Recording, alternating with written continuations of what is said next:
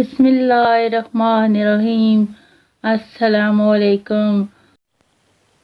نماز اتنی ضروری ہے جتنا کہ جینے کے لیے سانس لینا ضروری ہوتا ہے۔ اللہ پاک ہمیں سجدوں کی لذتیں عطا فرمائے، آمین۔ دوست وہ ہے جو دوست کا ہاتھ اس کی پریشانی اور تنگی میں پکڑتا ہے، جو دوسروں کے پیروں تلے سے زمین کھینچتے ہیں۔ بعض اوقات خود ان کو بھی کہیں پاؤں رکھنے کی جگہ نہیں ملتی ہے۔ جو جتنا اچھا جھوٹ بولتا ہے دنیا اس کی ہوتی ہے، لیکن پھر اس کی آخرت نہیں ہوتی۔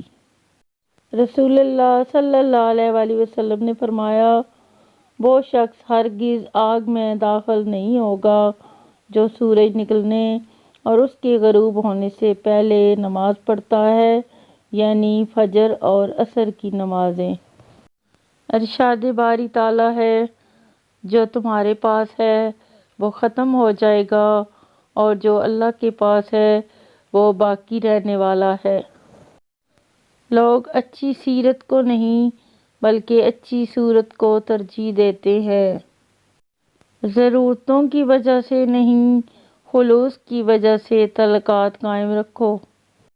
اپنی زندگی کا مقصد فقط اللہ کی خوشنودی بنا لیجئے، پھر آپ کبھی نہیں ٹوٹیں گے، کبھی نہیں بکھریں گے، کبھی نہیں ہاریں گے۔